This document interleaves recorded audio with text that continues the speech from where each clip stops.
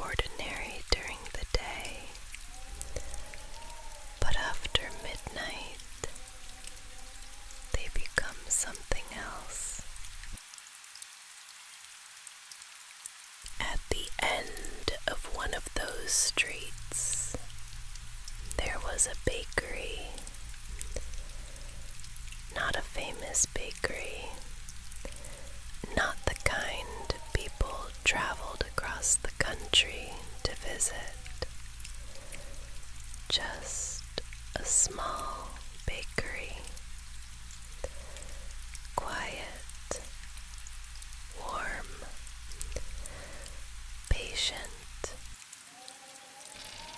Most bakeries open before sunrise, but this one waited for the night. Strange, isn't it?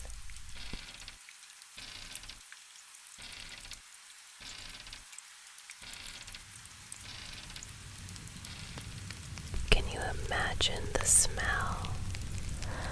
Fresh bread, warm butter, cinnamon.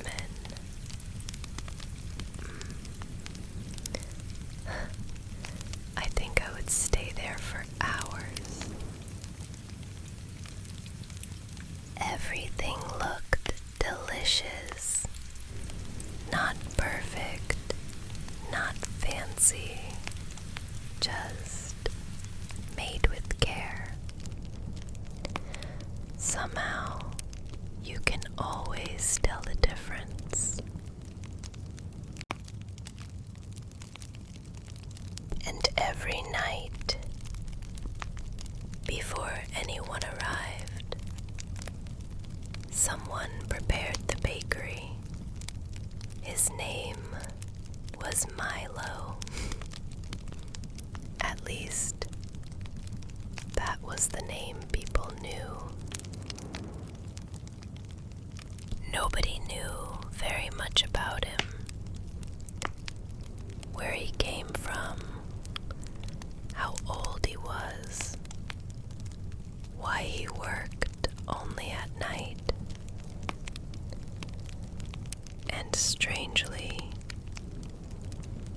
nobody seemed bothered by not knowing.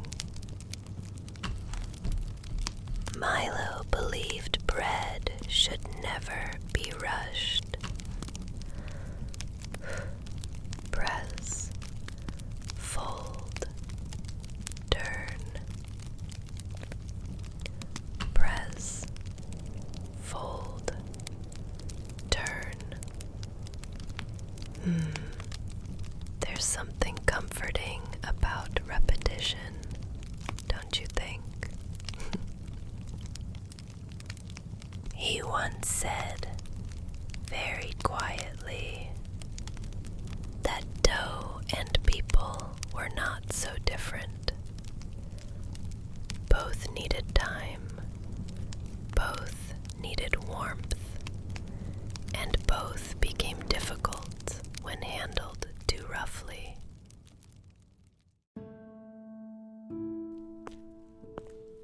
And then, just after midnight, someone arrived.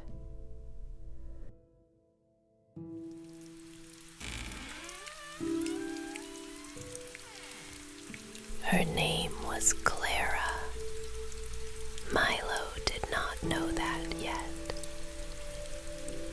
At first, she was only a young woman with rain on her coat and a suitcase she held a little too tightly.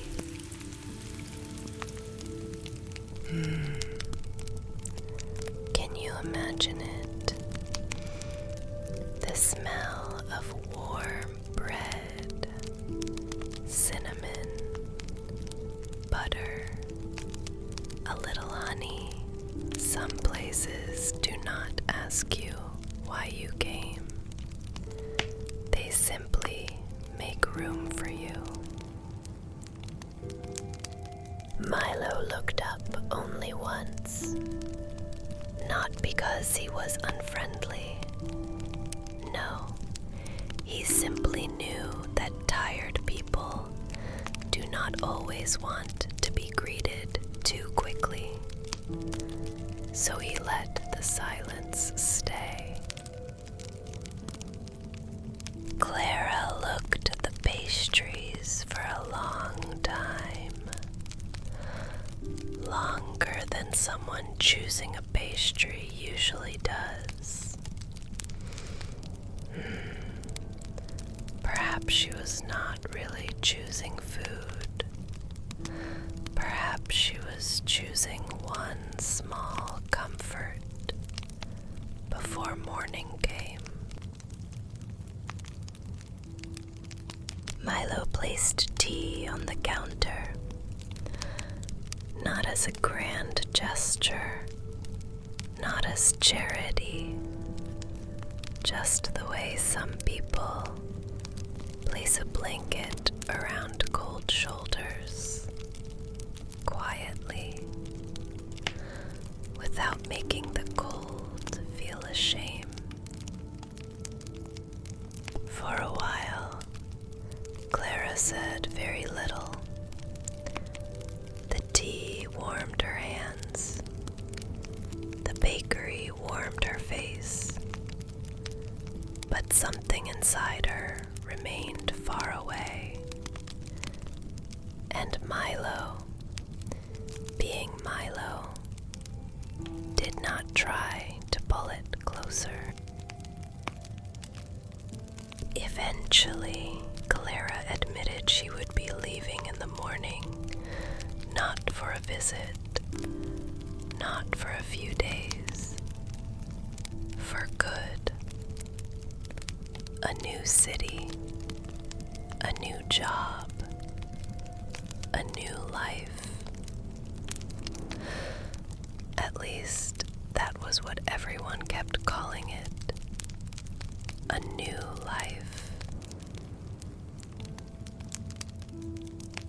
Milo listened.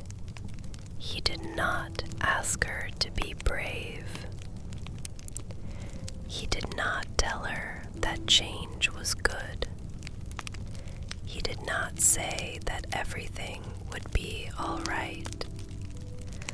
Milo had lived long enough to know that those words are sometimes too light for a heavy heart. So he only worked the dough. Press, fold, turn, press, fold, turn.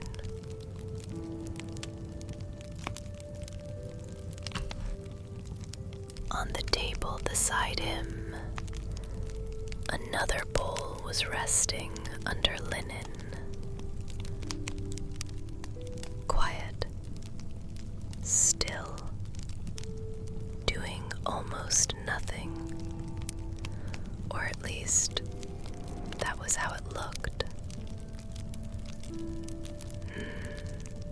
Some of the most important things look like nothing while they are happening.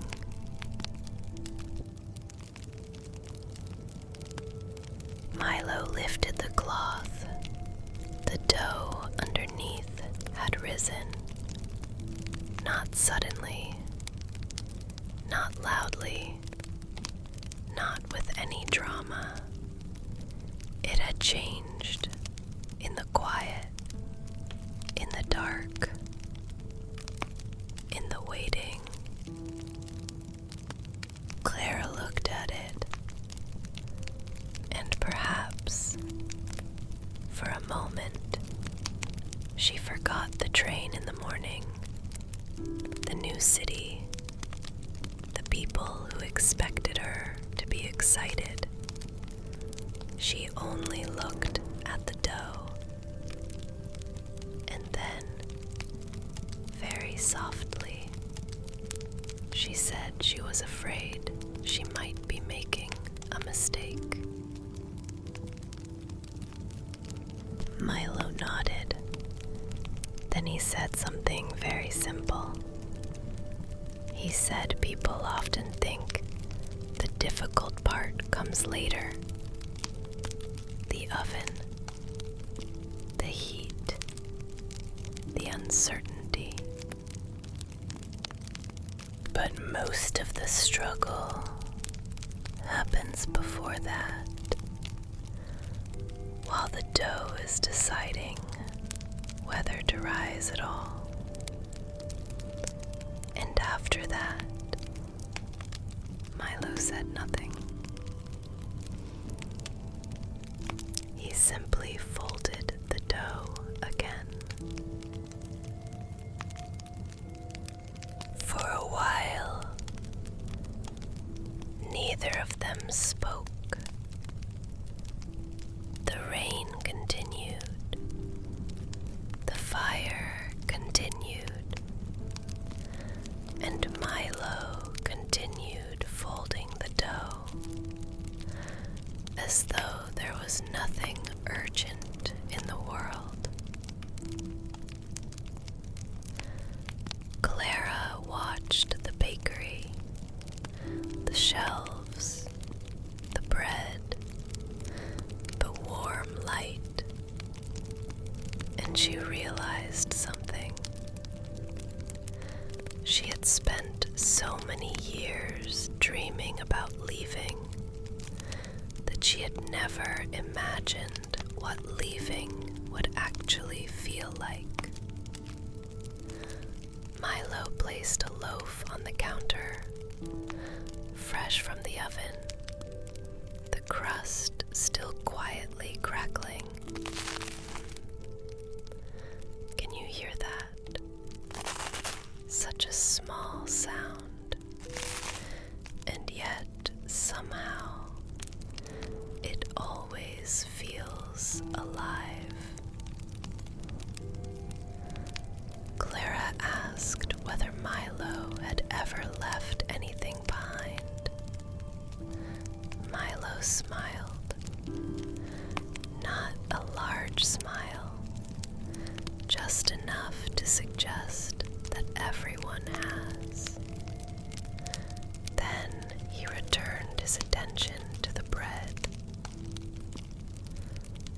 After a while, he said that people often imagine they must choose between holding on and letting go.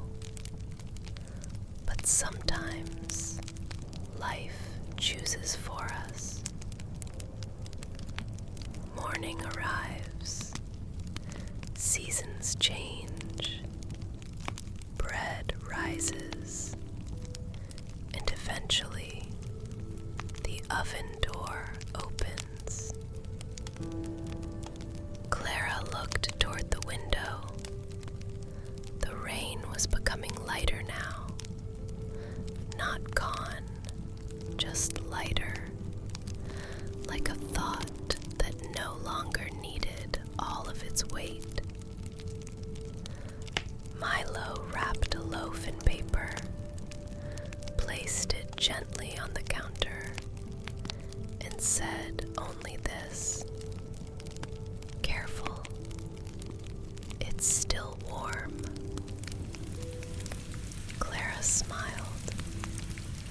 She picked up the loaf, then her suitcase, and after a moment, she walked toward the door. The bakery would still be there tomorrow night.